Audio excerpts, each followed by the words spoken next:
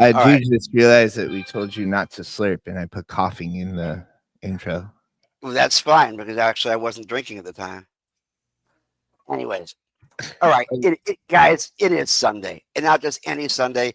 It is a Sunday before the Christmas holiday, where all of our politicians are at home spending all the money that they got that was left over from their campaigns on stuff they're not supposed to be spending it on, and getting ready to go back into session.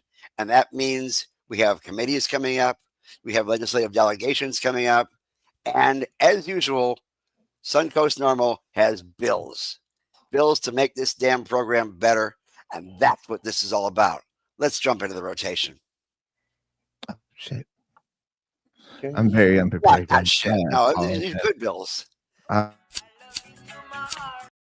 that's the wrong fucking.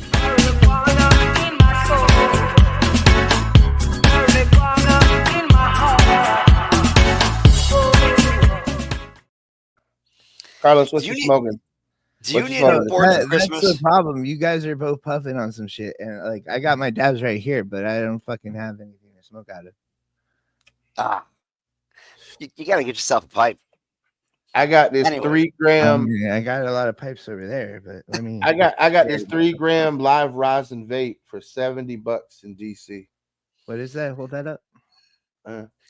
How many stickers did you have to buy to get that? Wow. 1 sticker for $70, but it's got 3 grams of live rosin vape in it. Yeah, again, for you guys who don't understand the DC process, you actually cannot. Well, Chris, explain the process in DC.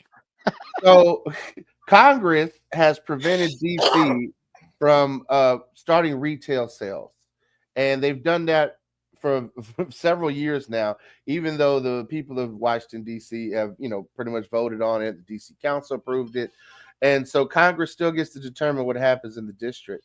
So therefore, there's like a gray market in D.C. where you can essentially gift cannabis to somebody, but you can't actually purchase it. So some of these gray market,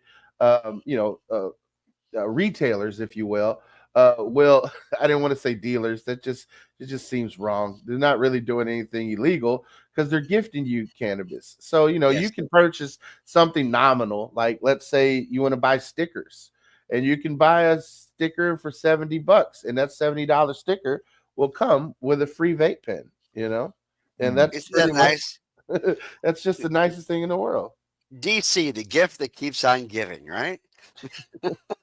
And so are we. I am Gary Stein, the political director for Suncoast Normal and our master of public health. Carlos, the sound. There you go. That was really weak. He was expecting raucous applause. At least raucous or semi-raucous applause. And below me here is our deputy director and MBA, Carlos Angel Armida. They're not loving me today. It's not very loud. Okay, so I will assume there was a raucous applause in there. And up in our left-hand corner, coming to us from above the Beltway, where he hits them below the Beltway, in beautiful downtown DC, where all the laws are made, broken, and crises are created every single year. Christopher Cano. Chris, also our master of public administration. Wow, they're really liking Cano today. Holy shit. That was loud applause. I'm so glad that Congress has let everybody know just how dysfunctional they can be. Because it makes me feel better about going back to Tallahassee and showing how dysfunctional they hopefully won't be this year. But I'm not holding a lot of hope. We got a lot of empty spaces right now. We got to deal with it. Got to get new senator. We got to get new congressman, and we've got a whole new slew of legislators that unfortunately have a supermajority on one side, which tends to make things a little slanted. But we here at Suncoast Normal believe that you have to talk to both parties, and that is Gary, what we do. You might believe that, but I tend to work up here in the DMV and the DC area, and even in areas like Virginia and Maryland, which have Democratic control of both chambers. It's still a shit show. The fact that money exists in politics, you would make you believe, oh, if things were better and the other party controlled things, we'd see results. But I gotta say, I'm having just as much trouble up here trying to get people to end piss testing because it's unscientific. It doesn't indicate impairment. And it's just like, what the frack? Y'all can't understand that, you know? And you can have an entire council of people that are Democrats, and it still is like just as hard as it is in Florida to get shit done. So I just want to make that comment, you know, because people sometimes think that we're very leftist in our views, but we're not. We're very simple in our views. We believe in the freedom of not arresting cannabis consumers for utilizing this God-given plant, this plant derived from nature. However your belief system is structured, it doesn't make any sense that people should be going to jail for this or experiencing some type of penalties. Another Absolutely, thing that I want comrade. to point out, though, is that we don't like make shit up. Like when we come out here and we talk about politics, you know, we're not doing it for some sort of agenda or anything. We're basically reporting like this is almost like a response to like a group chat I saw you in Cano, where you pointed something out that Republican leadership was doing, and then all of a sudden everybody was like, "Whoa, hey, I don't want to argue party politics. Let's keep it on cannabis." And we're like, I am. This is just what's happening. These are some of the hurdles that we need to get over. Yeah. Well, let's understand that Democrats do not have a monopoly on truth and understanding. I mean, there's a lot of folks on the left side of the aisle that just don't get it in a lot of aspects, and some people that they have a D next to their name, but like Kim Daniels over in the Panhandle is acting cray and totally GOP in her understanding of things. So there's a lot of back and forth. There's folks who are moderates, and you hopefully look for those folks to help get the word out to the edge, to the fringes, and hopefully convince the fringes. But sometimes the fringes don't want to come back. They want to go. We're equally far critical. ends. If something happens on the left side that we don't like, we report on that too. Like, And I catch hell for that. We talk about what the setup in DC, and we had Norden on the show, and that entire show was like, Biden's fucking up. Biden's not letting this happen. You know, Biden's what's standing in the way, right? for Washington DC to get, and it, like that, we could have ended the show right after she said that. I mean, you don't have to resemble your leader. I mean, yeah, I'm a registered Democrat, number one, because like if you're a registered independent here in Florida with closed primaries, you got nothing to do for most of the election. Yeah. Because you have nobody to vote for in rural areas like where I'm at right now. But I don't believe in everything that Biden did. And just like, you know, I'm Jewish, and I sure as hell don't believe everything that Netanyahu's done. You don't necessarily resemble your leader. Everybody has their own individual thoughts and ideas, and we're not a monolithic group in any way, shape, or form. And there are folks in the Democratic Party who won't listen to us as far as cannabis is concerned, and folks in the Republican Party who are open to it. I would like to point out that I'm pretty pissed at Biden, to be honest with you. Yeah, where's my fucking student loan cancellation? We went from the Obama. He was part of the Obama campaign where Obama like literally came out and is like, we need to look at, this is my Obama impression. We need to look at how cannabis is going in America, and we should evaluate whether, you know, I'm pretty sure he came out. Listen, I'm not going to legalize it, but we should really look into that. You know?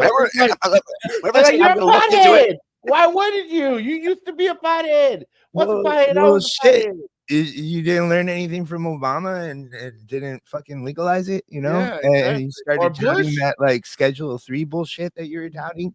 Bush used to smoke weed and snort coke, and look, he look how the crackdown after 9/11. They were running commercials. Oh my God, if you buy weed from the illicit market, you're supporting terrorists. You know, like what the fuck? This country. Yeah, I gotta tell you, terrorists would be much more mellow if they actually were using this stuff. I think that, you know, you wouldn't have as much violence coming from the from all the terrorists if they were just sitting there toking from time to time.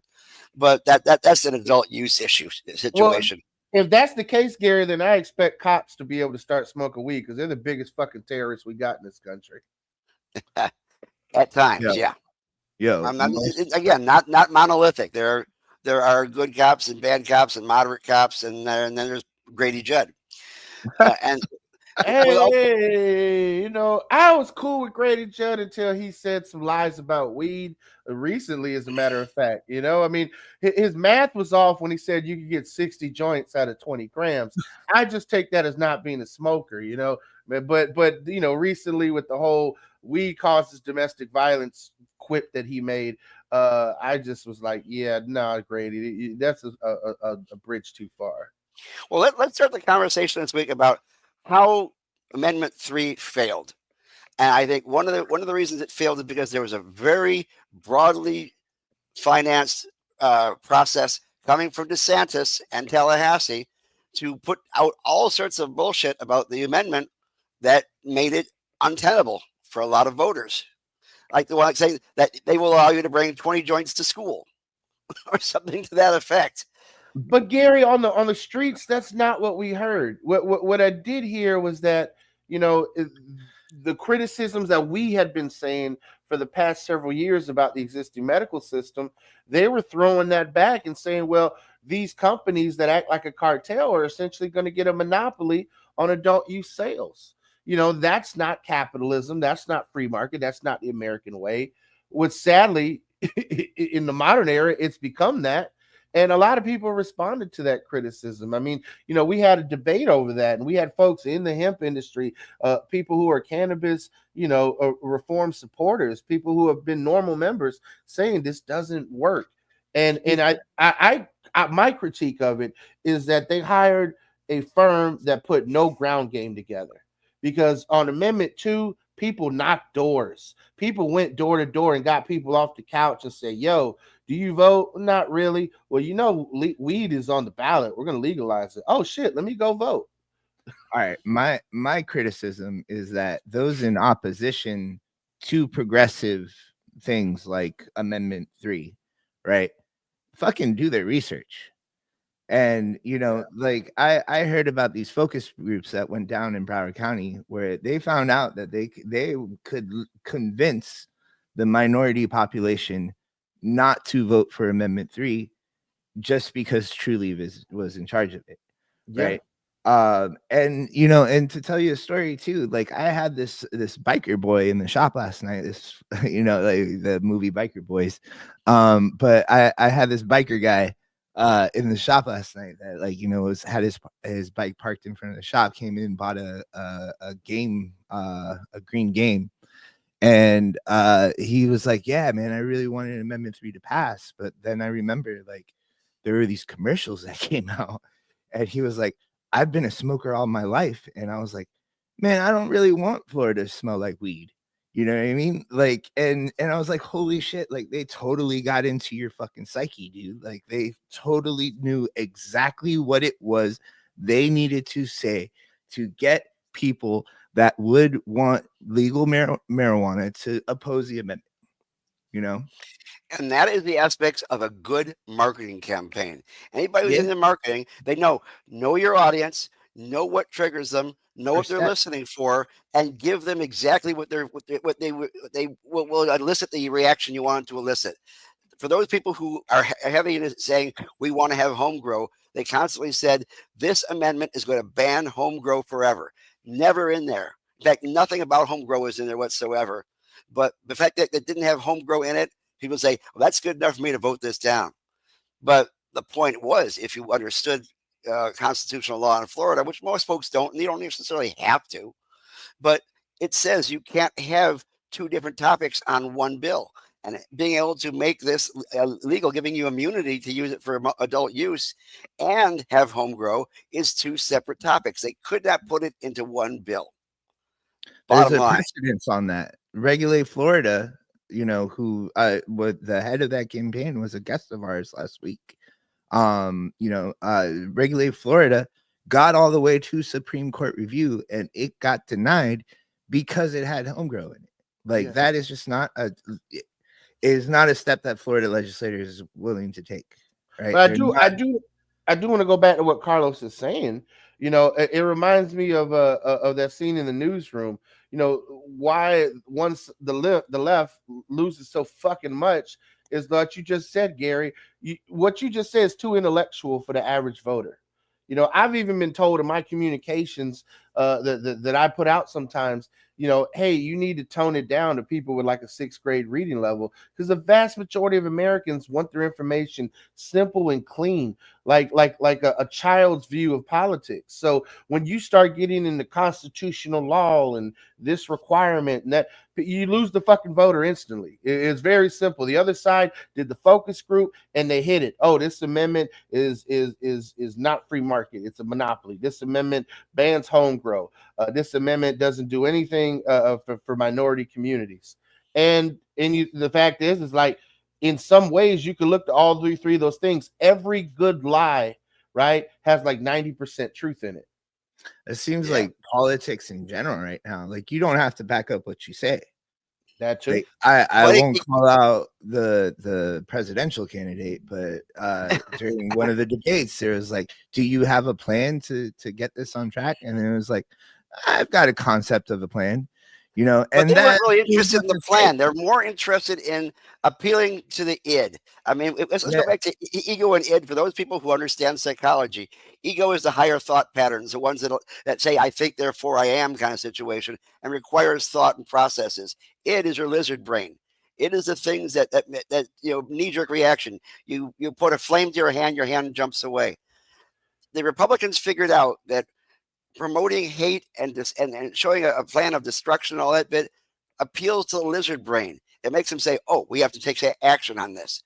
But giving him an intellectual thing about, "I have this long-ranging policy. Over 5 years, your minimum wage is going to go up. Over 10 years, you're going to get this kind of thing in the budget." People can't think that far out.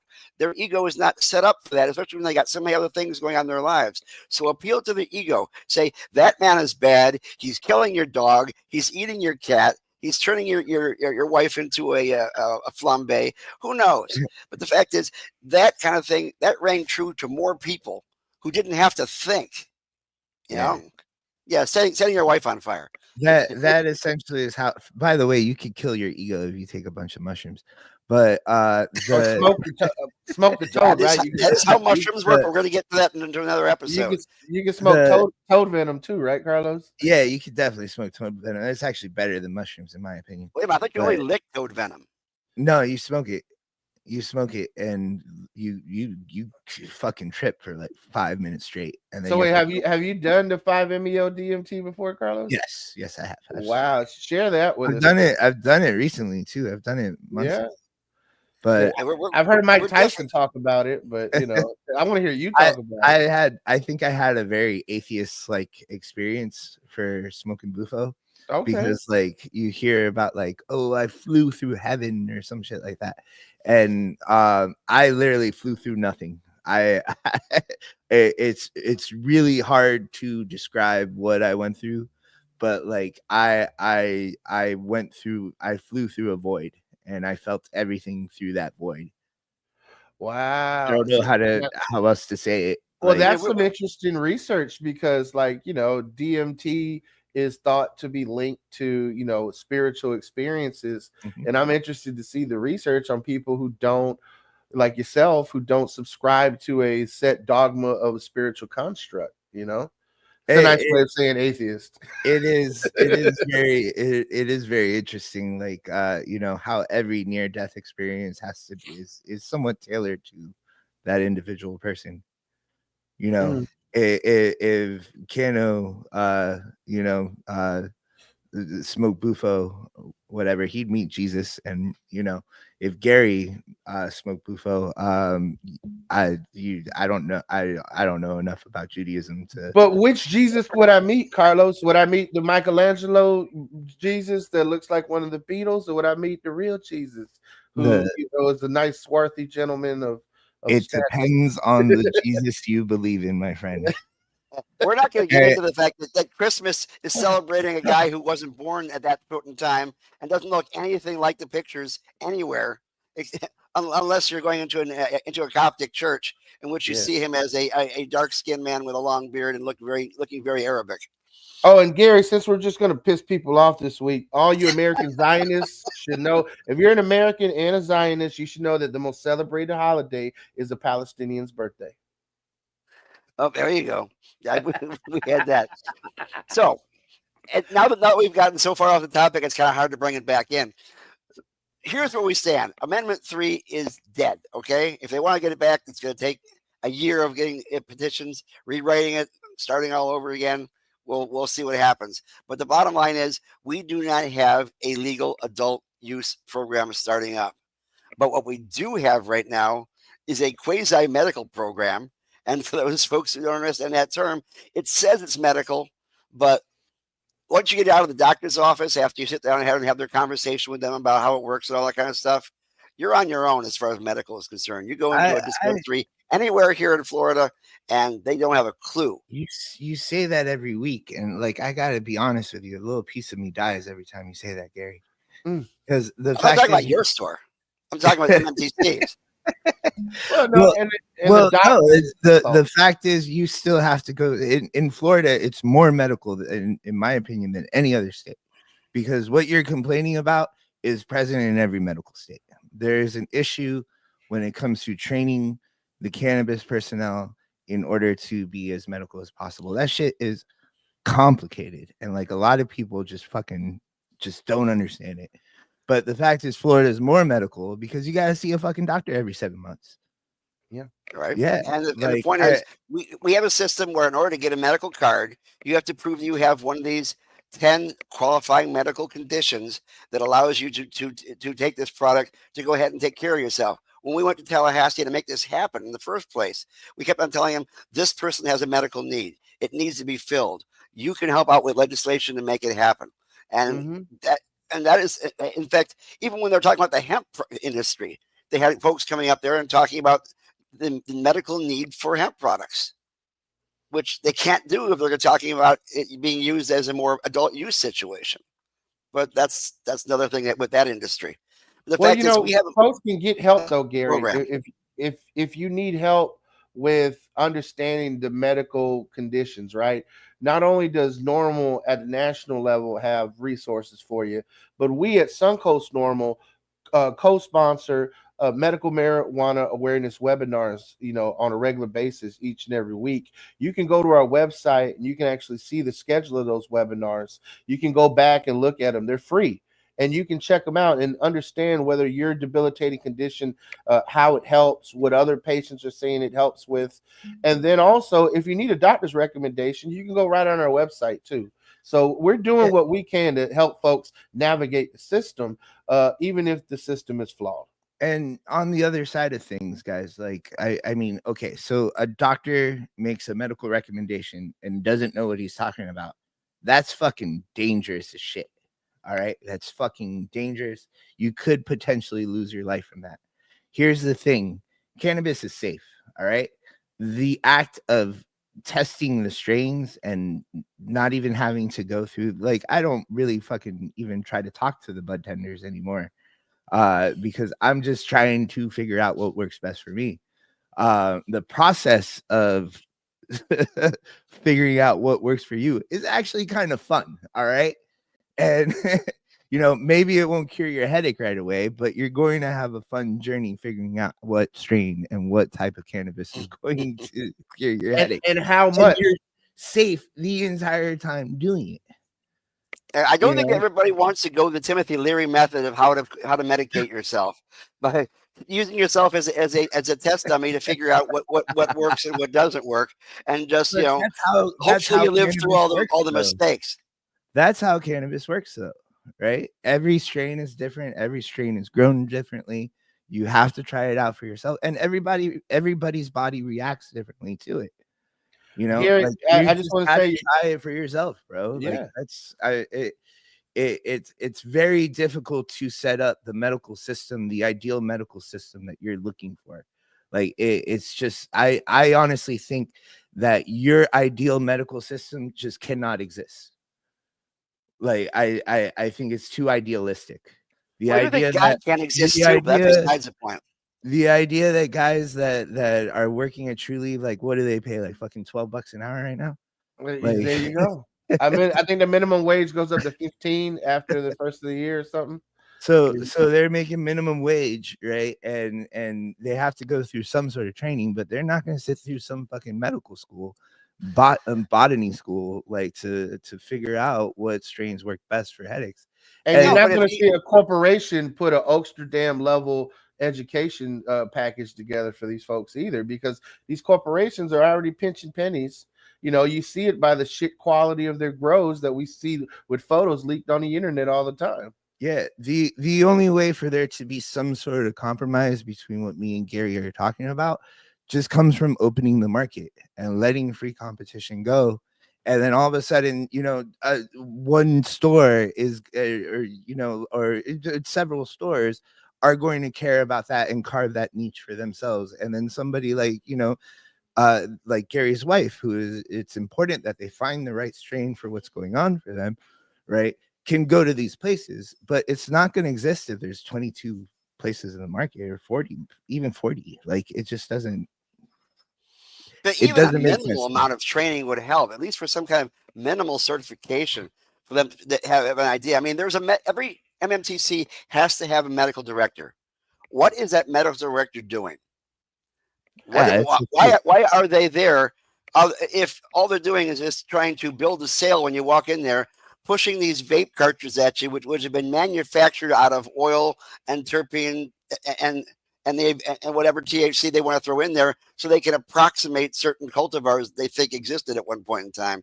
Case in point, when they came up with Gainesville Green, uh, and what it was just something that they approximated. They thought Gainesville Green was in vape form by taking some cannabinoids, throwing them in oil, and taking some terpenes and throwing them in oil. And it wasn't the natural process of creating a strain. It wasn't genotyping.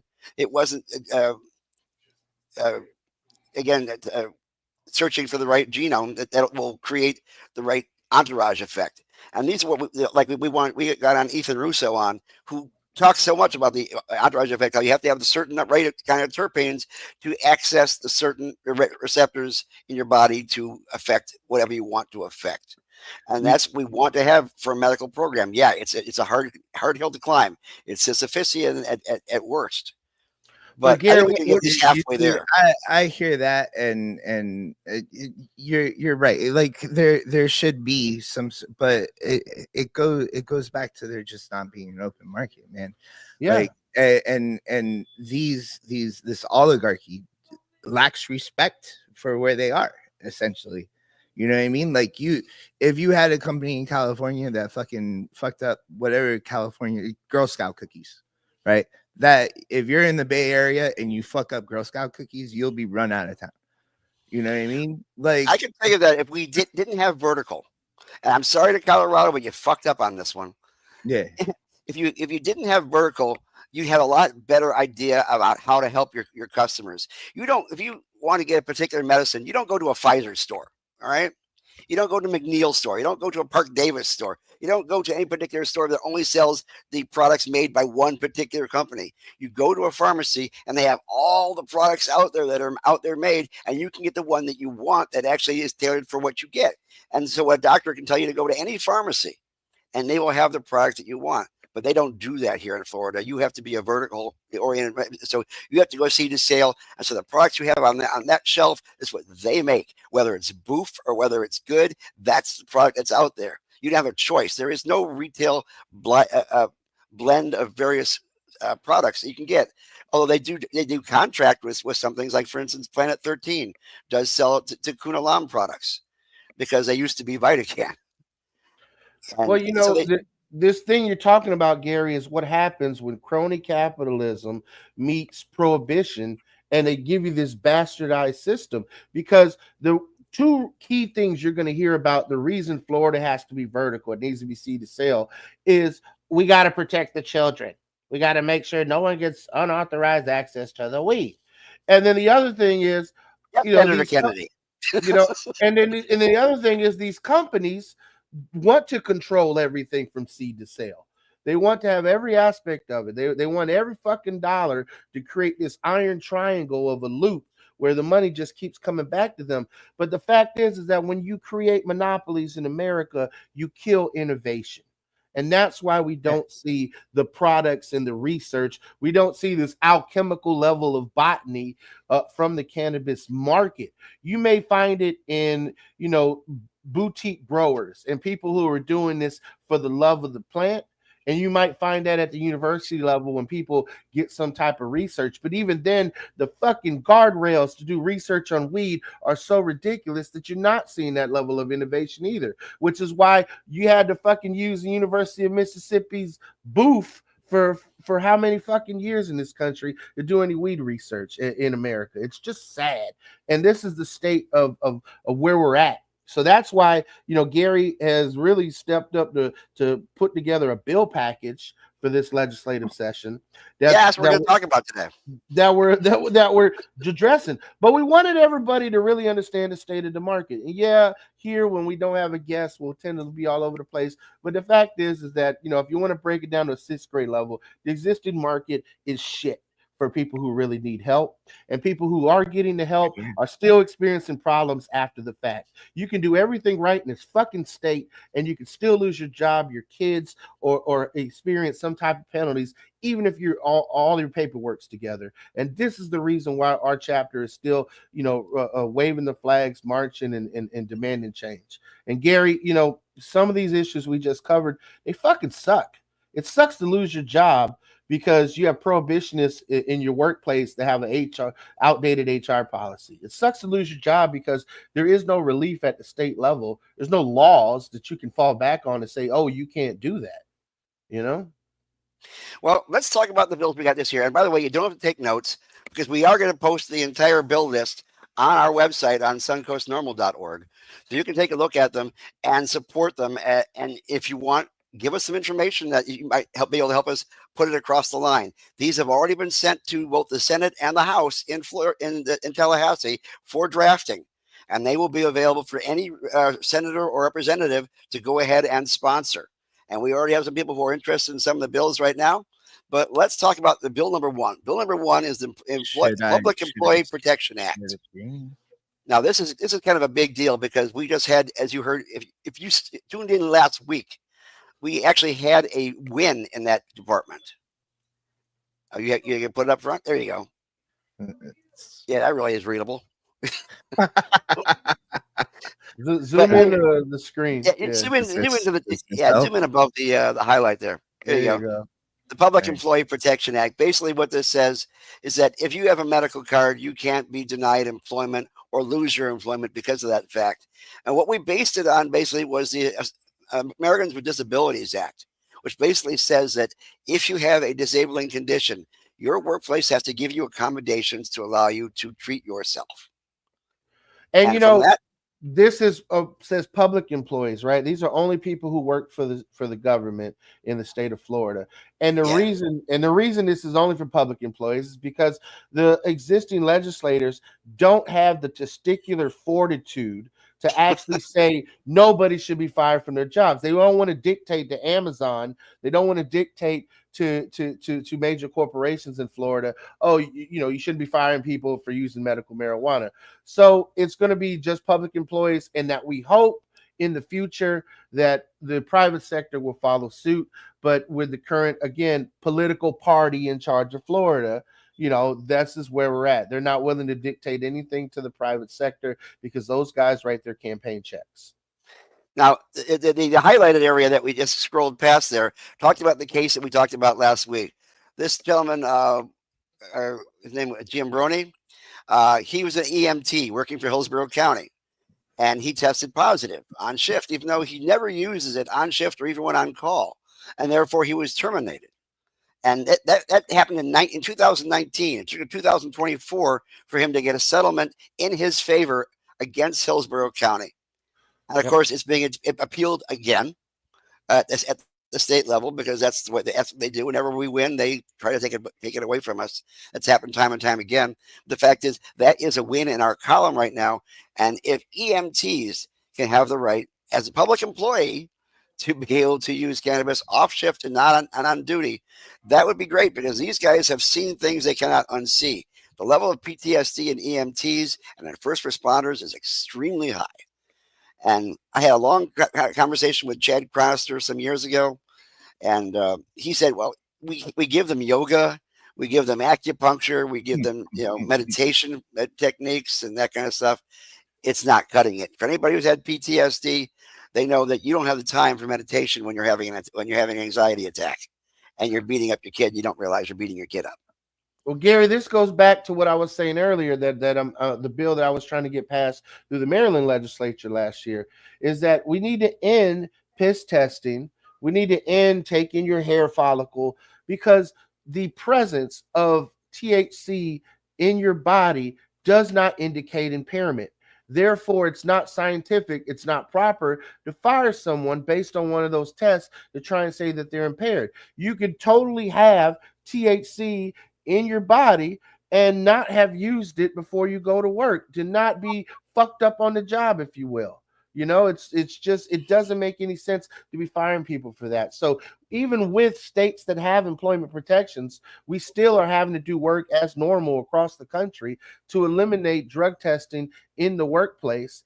Not because the drug tests that we've been relying upon since the 80s are essentially unscientific now, in a world where people can still have cannabinoids in their bloodstream. And this is a bill that has been actually been enacted in other states like Oklahoma, who's a very conservative state. And it worked for them. And I believe the workers in Vegas also pushed that through, correct? Through the service workers. I forget which name of the union was out there in Vegas that's went on strike, but they have that in place in Vegas too, where they found that you get a lot better and more stronger employees when they can take care of their medical conditions at home and get to work and be stronger employees. And well, so I was going to save this for the normal news, but Gary, you brought up a great point, because this just broke this week. Bernalillo County in New Mexico, which is that state's largest county, voted to end cannabis testing for its public employees. They voted unanimously, actually, their county commissioners, to revive their drug and alcohol workplace policy to remove cannabis when, quote, legally used off duty for medical or recreational purposes. And as a result, most public employees will no longer be subject to either pre-employment or random workplace testing for cannabis. That includes Albuquerque, the capital. So that's the most populous place in New Mexico. And the commissioners are similar to what we've seen in other counties and cities.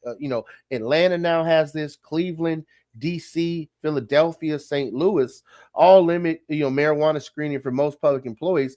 And certain states have these protections statewide. California, Connecticut, Minnesota, Montana, New Jersey, New York, and Rhode Island all have similar statewide protections. And by the way, those people who cannot have access to cannabis, they do self-medicate, and not necessarily in ways that end up well. Like they drink alcohol to excess, or they end up committing suicide using Xanax. I mean, there's prescription and alcoholic ways to self-medicate which don't work. We know this does work. We have tons and tons of documentation and research that verifies it. Let's let employees work. And going on to the second one, the Patient Protection Act. Chris had a very good friend who was on the liver transplant list, and he was taken off that liver transplant list because of the fact he had a medical card.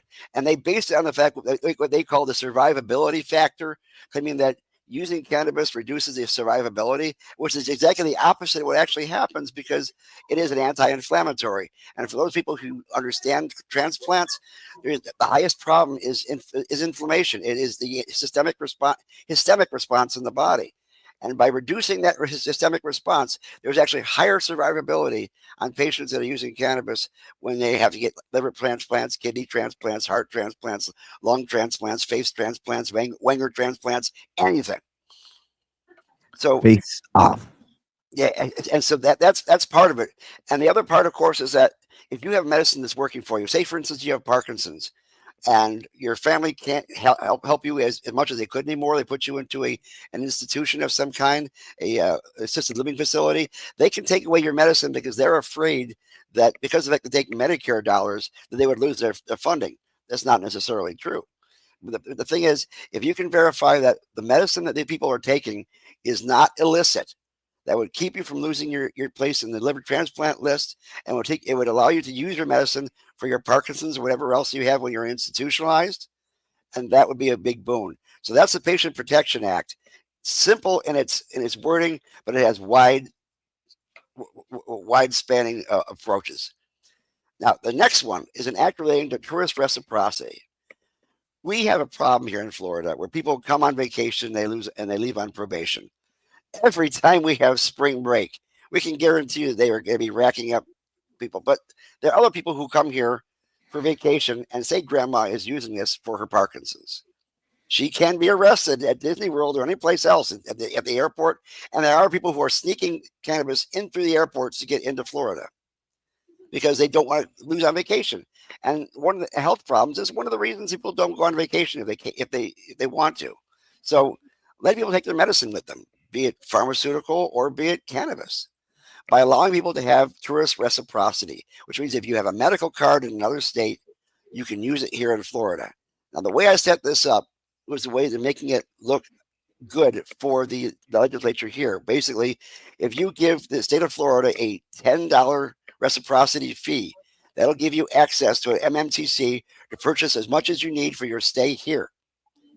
And that would increase the amount of sales of the MMTCs. It would give close to $7.2 million, $72 million rather, based on the amount of tourists we have here in Florida, to the state, which they can use for Visit Florida, which is a really poorly funded organization that helps bring people to come in for tourism in Florida. It'd be good for Florida. It'd be good for our visitors. And it'd be good for the MMTCs who are greedy as hell anyway. So everybody should like tourist reciprocity. And because I feel like this is probably the bill that has one of the best chances of being passed, just because I mean it's like a win-win for everybody, you know. Yeah, like the state makes money, the MMTCs. Like I could imagine a bill like this being presented, and then all of a sudden the MMTCs start lobbying for it to get passed. You know, start dumping money at people. I drove to Detroit to go to my wife's 45th high school reunion, and just happened to stop off at one of the great little stores they have there. This is from House of Dank. This is an empty package, of course, because we consumed it while we were there, because you can't take it across state lines, especially not into Florida, because we don't have reciprocity. You got me on there, Carlos. It is scary. Put it up, Gary. Let us see what it looks like again. There you go. I know it's a lousy logo, but it says House of Dank, HOD. That's one of the big dispensaries, or what they call provisioners in Detroit. Also, Bud and Leaf, and they have a lot of great ones. You went to a great dispensary over in Michigan, Chris. Yeah, I went to Illinois. I went to Primitive, which was started by two former Detroit Lions players, one of them being Calvin Johnson. And I just, the prices were what shocked me. Like, wow, so you can give people high quality bud and not break their pockets. I walked in there, and for what you would spend buying an eighth in a Florida MMTC, I walked out of there with 3 packs of edibles, 3 or 4 joints. It was beautiful. It was like, wow, yeah, this is what you would expect when you go somewhere like this, And Michigan has reciprocity, and they have much better products than Florida because they actually have a free market there, and they have people who are actually competing for having higher quality. It's not just a matter of what's closest to you and what they have on sale that month.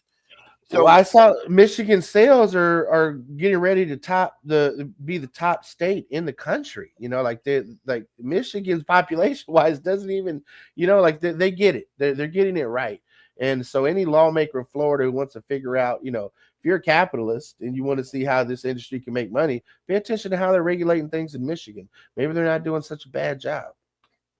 All right, let's go on to the next bill. This is something that I think a lot of people are going to be interested in, because a lot of people, like I said, tanked Amendment 3 because it didn't have home grow. And this is an act related to a home grow alternative. Now, we have worked for years with the legislators, and they're so worried about what they call the diversion market or the gray market, where people, buy it at one place and they'll sell it to somebody else. They're so worried that if you home grow, you're going to be passing out samples to the kids around the neighborhood, or you'll be selling it yourself and you'll be doing trafficking, which is another whole category of felony here in the state of Florida. But in fact, home grow is important to so many people. Like I said, we talked about boutique strains. If you have a particular cultivar, which other people call strains, that works exactly for your medicine and you can't find it in the stores, wouldn't it be great if you could grow it yourself? Which is, again, cheaper. But growing cannabis, as those of you who understand how to grow cannabis, is not like throwing seeds in the ground and growing a begonia. You have to have the right amount, you have the right kind of substrate.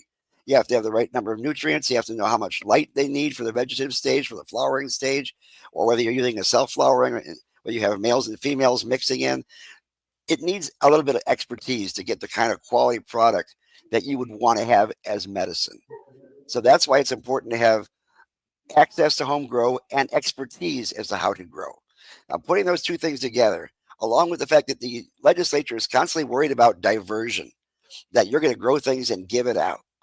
Here's a concept where people can set up home grow co-ops where you rent a space in a container that allows you to grow with expertise on how to grow it, and you get to keep everything that you grow in that space. And they'll be able to count how many clones you have and how much you harvest. So they're okay with diversion on the estate side. On the house side, you get the strain that you want, and you get the expertise so that if you're growing medicine, you're growing medicine quality product for yourself. So it's safe and good for you. And you don't have to deal with folks that just giving you whatever they have or whatever's on sale. And, so you know, this is solid, Gary, in a lot of ways. I know folks are going to have criticisms, but I want folks to understand that you hold your criticisms for now, in the sense that this bill is essentially taking into account the feelings of our existing legislators and how, you got to ease them into this idea of being able to grow it at home. We would love to have everybody be able to have their full constitutional rights and grow and have access to the plant. Unfortunately, the powers that be don't want you to have that. And so this is a stopgap to condition them, if you will. It's a way to allow them to have this illusion of control, right? Because for those of you who are going to grow at home, you're going to grow at home and say, fuck the law anyways. And that's why you're going to end up having to call a normal lawyer one day. But that's okay. That's why we offer those legal referral services. But for those of you who are, the type that are not rebels, if you will, that don't buck the system, this is, like Gary said, a way for you to get access to the high quality medicine you need, but also to give the legislature and the regulators that idea that, oh, well, there's a method of modicum of control here. We can regulate how many plants, we can regulate who gets to be a cultivator, consultant, that sort of thing. So there's definitely a good opportunity here. This isn't the end all be all, but it's a good first step where none exists right now. And I think that's the most important thing I want people to take away from this. And this license, a cultivation center license, can be given to folks who can't be an MMTC, but they can help people grow their own product, and they sell part of that product to the MMTCs so they can fund their own business. And therefore, they make a profit. They're in the business. They're helping out people who desperately need it, who will now have a version of home grow where they have their own product, and it's a hell of a lot cheaper to buy than the product on the market right now. So I would love to buy high grade quality stuff from the Florida market. Unfortunately, that's not what we have right now. And if we had expert growers being able to do that, people who do this because they love it, that would be fantastic. Gary, earlier you were talking about issues with, how they do the training and stuff. I think probably one of the biggest issues with the Florida medical marijuana market is that there's no union to advocate for the workers, to actually set a level of standing for required trainings, to set a level of safety so people aren't dying of mold and pathogens and pesticides in the workplace, a level of where they're not being sexually harassed in the workplace because these companies have created toxic work environments. There's all these, and I say all these things because these are all examples of issues that we've heard from workers in the Florida medical marijuana market. Yeah. Now, see, number 5 here, an act related to expansion of qualifying conditions.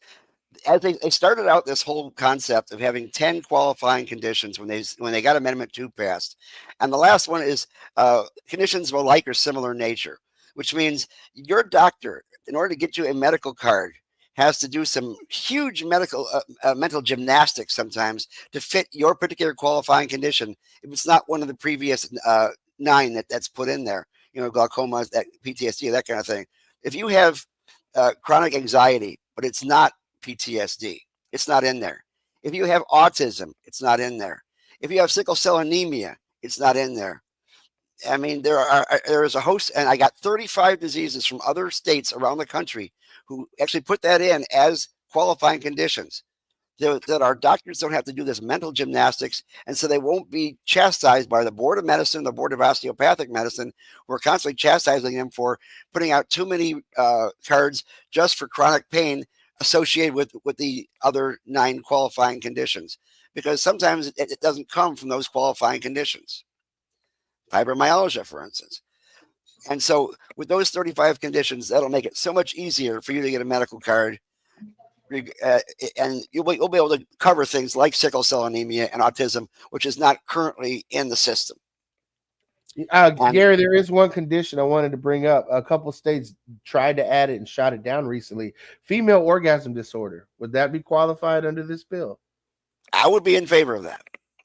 What is that? Like what is female orgasm disorder? They're not getting their bean. Yeah, essentially women aren't coming, and and I believe it was Maryland, and then there was another state recently that tried to add that as qualifying conditions, and the regulators shot it down. And marijuana helps with that? Well, guys get to get their sniffy pills, right? But women are out in left field. I think that would be a good addition, but it would be an interesting session. Let's put it that way in Tallahassee, just to get on the discussion. There's a hemp company out of Sarasota. I forget, for the life of me, I can't think of the name right now, but that's I think so. NUUD. Yeah, they do cannabinoid products specifically for vaginas. I bought a THC spray lube at Art Basel Dab Day, and the girl who sold it to me was like, "Yeah, this helps women come." I was like, "Oh, okay, cool." So, let me get that. There was a THC lube. There was a THC lube out of Denver, I think, Florida, something like that. And it was really interesting because their marketing started with "this helps women achieve orgasm," and then it very quickly changed to "this is better for gay sex." We're gonna have to get the lady with the purple hair to come on and discuss this. I don't feel comfortable without having a woman here to discuss this, because it's 3 guys talking about women's disorders, and it might get down to we were talking about qualifying conditions. Yeah. And now we're talking about gay sex. Carlos, why does it always have to go to gay sex? I don't know. It's because he's an atheist. I asked that question to Gary earlier today, actually. I know. That's why that was funny. I must have missed that. And going on to the next one, number 6, an act related to protection of parental rights. That's right. Your kids should not be watching the rotation, ladies and gentlemen. No, we got to protect the kids, right? But along those lines, the Department of Children and Families will oftentimes go into a home because they were called out there for whatever reason. And if they see that one of the parents has a cannabis license, will automatically put that in as a reason to take the kids away.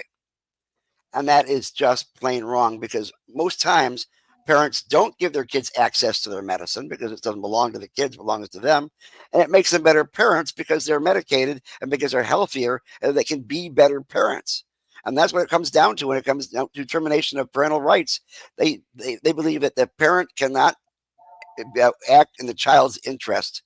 And so therefore the children should be taken away and put into the foster care system, which can create a huge amount of damage. And it can also affect divorce proceedings and things of that sort, as far as in custody hearings, as far as that's concerned. If one parent uses cannabis as a medical use, they could possibly lose custody of their kids. So we went ahead and went with a Pennsylvania law that basically states that you cannot terminate parental rights based on cannabis use alone. There has to be something else, some kind of either sexual violence or something else in the home that makes it so that you cannot have your kids around. And so we're going to get rid of that problem right now. I believe that was one of the things that Senator Pizzo was very interested in looking at. So hopefully this will move forward this year.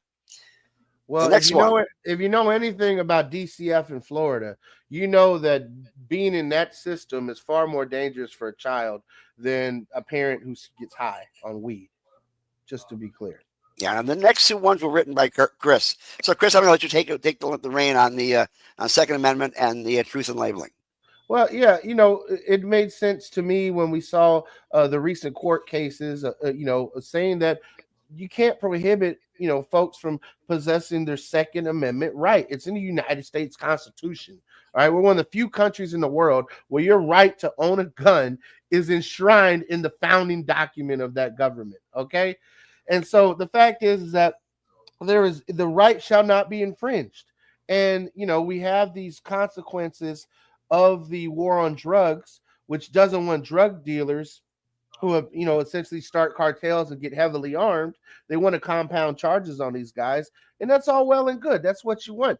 But, all in all, the average American cannabis user is not that person, and people shouldn't have to give up the right to protect their family. They shouldn't have to give up the right to protect their property. And last I checked, if you buy cannabis and you take it home, that's your property. You have a right to defend it. And just for the sake of owning that property, you're telling me you got to give up a constitutional right? I call absolute bullshit and un-Americanness. So I'm asking every God-loving, American-loving, red-blooded conservative out there in the Florida legislature, please take up this act, and make sure that we're protecting the Second Amendment rights of cannabis patients in Florida. And I would much rather have somebody who's using cannabis to own a gun than an alcoholic. Just saying. Straight up. So, moving past that, Carlos, you got any commentary on Second Amendment rights? I just to what Gary just said, I would say that somebody that has like certain neurodivergent issues, if they're not using cannabis, I would not like them to have a gun. Like they should be using cannabis. But anyways, I'm crazy. All right. So let's move on to the next one. This one was a grassroots bill.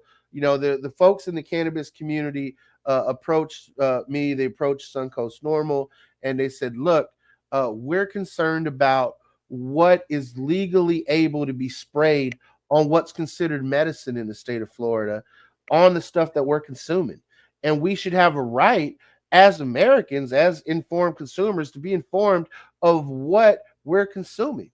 And so, like any other medical product, we should have truth in labeling in our medical cannabis products. And so I examined what they did in Arizona, examined what they did in Colorado, and essentially took what's best from those laws and put it into this bill. And so you should be able to know the potency of what's in your product. I know THC potencies is something that's a big concern for folks who are semi-prohibitionists, that you want people to have it, but you're not sure how potent it should be. Well, let people know what they're consuming, number one.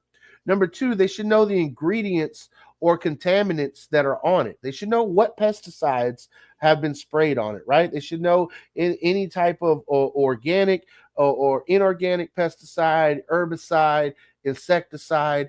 You should know what they're spraying on it.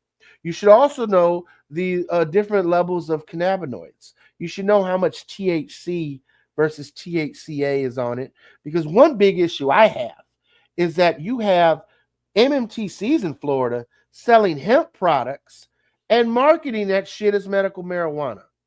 And there is nothing more infuriating than to spend $15, $20 on a pre-roll that you think is 27% THC. And then when you find the fine print, it's actually 25% THCA and only 2% THC. And As now company, there is nothing more infuriating than seeing that. So I think that it's time for truth in labeling. Also, we should know where it was harvested. You should know that if your MMTC bought it from another MMTC that's growing it, you should know exactly where it was harvested, where it came from, how old is it. So these things. So truth in labeling, I think, just makes sense to help protect consumers. Obviously, I don't see the MMTCs jumping on board, Gary, to back this, but I hope that politicians, both liberal and conservative, will get their shit together and realize that we need to protect people. And if we're going to do that, then they should know exactly what's in their product. Now, I can say that for a fact that when you get to 60 years old, looking at 6-point font gets to be difficult. But take a look at the average package out there, and it's written in 2-point font.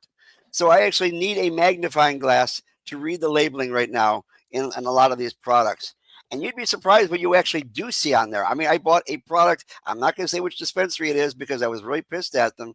But suffice to say, the Green Dragon had a pre-roll that was actually purchased in 2024, but was harvested in February of 2023. So it was sitting on the shelf for a year and a half before it got to me. And to me, that is, I could have got a damn big discount. Mm.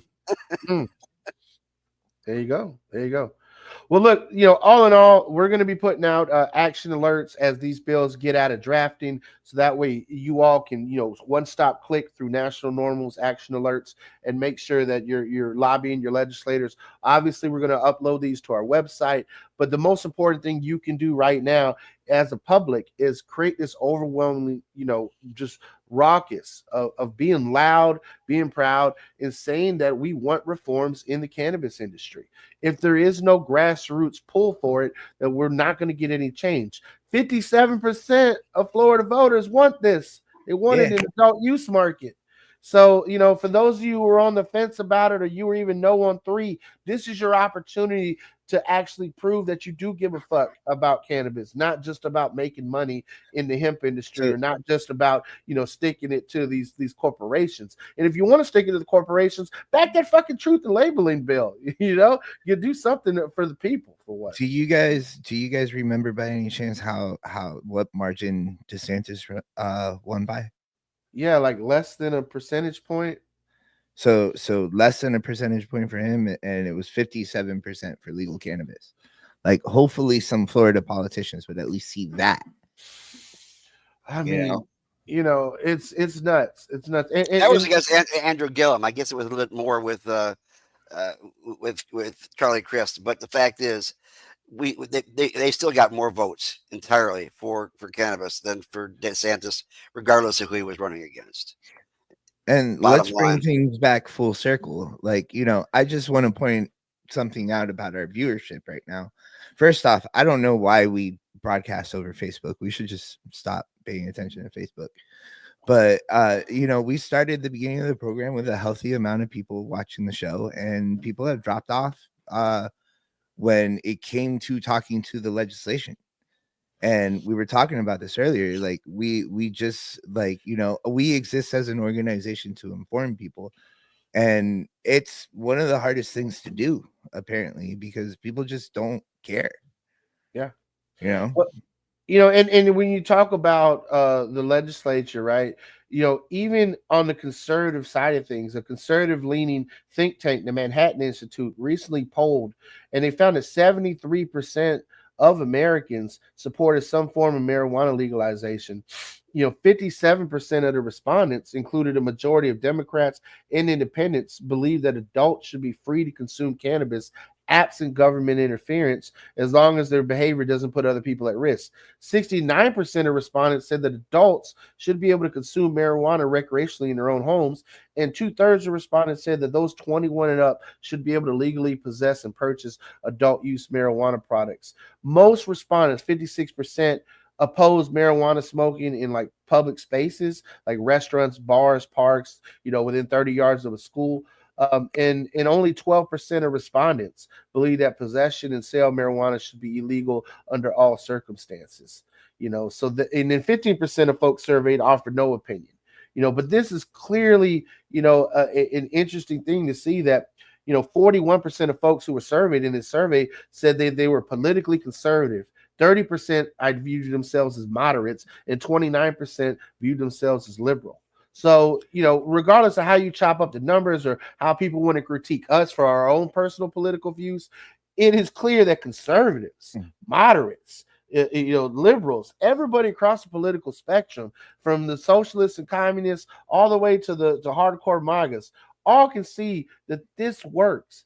The disconnect between the elected officials and the public is the problem that we have to overcome this year in the legislature. And that's why we're asking for you, the people, to step up and do something about it.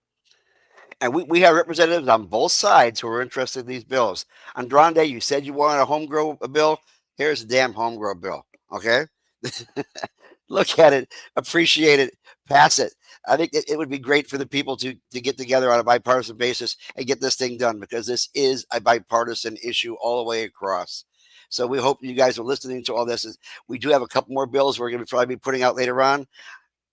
One of the things that kind of got delayed because of the federal DEA rescheduling is a bill that I wrote that will allow cannabis to be used in opioid remediation therapy in rehab institutes.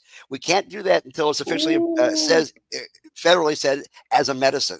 So once it gets rescheduled from 1 to 3, you can put that into the rehab facilities, and people can start using cannabis to remove their opioid dependency, something that's actually been done since the 1880s. If you need to have a look at research at it. So once that passes, and we hope it'll be like March, right? Well, let me ask you a question though. If it doesn't go to Schedule 3 and we just legalize it, does that mean that we lose the chance of using it in a rehab facility?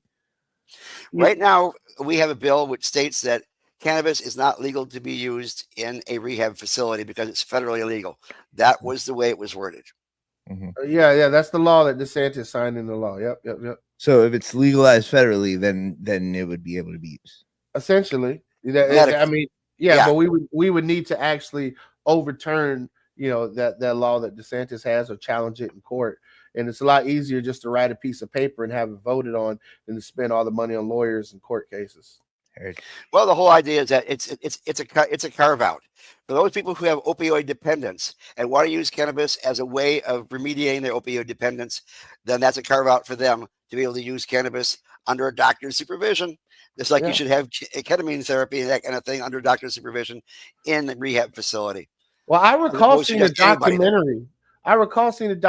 Where there was a mom and pop rehab place in Maine. I remember that. And they had people going through opium withdrawals, and every time they'd start to have those tremors and they'd have the night sweats, they'd wake up and they'd do a dab, and then they go back to sleep. And they'd be able to get through the worst part of the withdrawal process when it came to going cold turkey on the opioids. And again, this has been documented since the 1880s. So let's move that forward. And the other bill I'm working on right now with Senator Brandis is a way of getting horizontal licenses in place so that we can expand the market exponentially.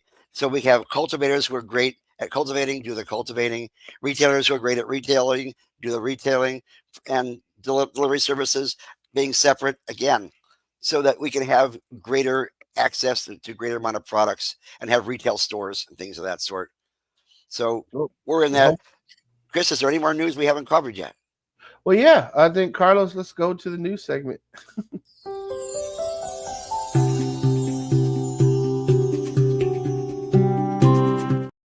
We got to put some hair on that picture.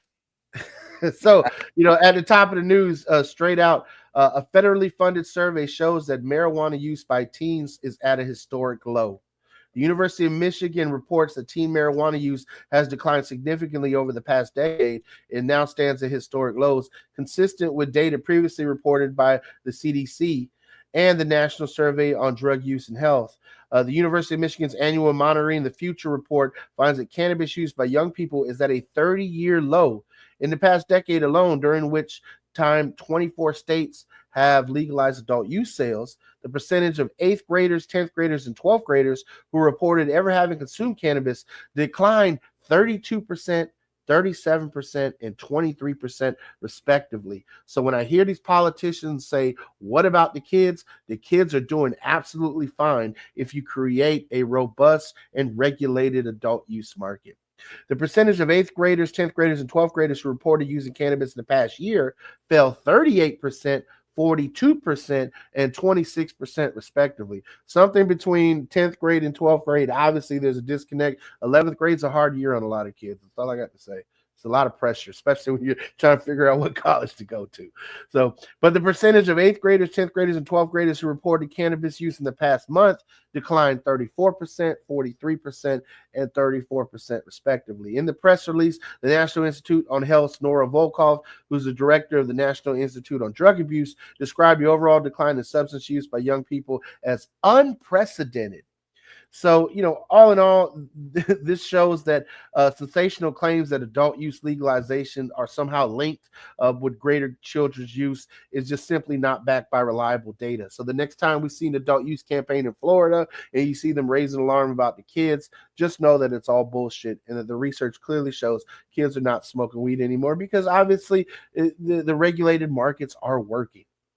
So now let's talk a little bit about the clinical trials that have shown cannabinoids can manage peripheral neuropathy effectively. A systemic review published in the Journal of Hand Surgery with researchers affiliated from the University of Virginia showed 14 randomized clinical trials involving over 600 patients.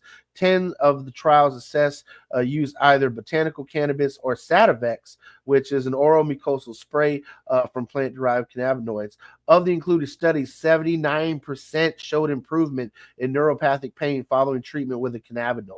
Improvements in secondary outcomes like sleep quality, anxiety, sensory testing, and quality of life are also noted in several studies, which are consistent with prior literature. The most reported side effects were mild and well tolerated. Overall, the data demonstrated that cannabis-based medicines are potentially effective emerging drug class in the treatment of peripheral neuropathy via symptoms. And the data published in 2023 in the Journal of the American Medical Association reported that nearly 1 in 3 patients with chronic pain use cannabis as an analgesic agent, and many of those who do substitute it in place of opioids. Exactly what Gary was saying in regards to if cannabis were to become Schedule 3, we need to make sure that in Florida, where the pill mill crisis was ground zero, that the opioid epidemic has been hardest, especially among our veteran communities, that people have access to cannabis when they're trying to rehab or get off the opioids. All the data clearly shows that.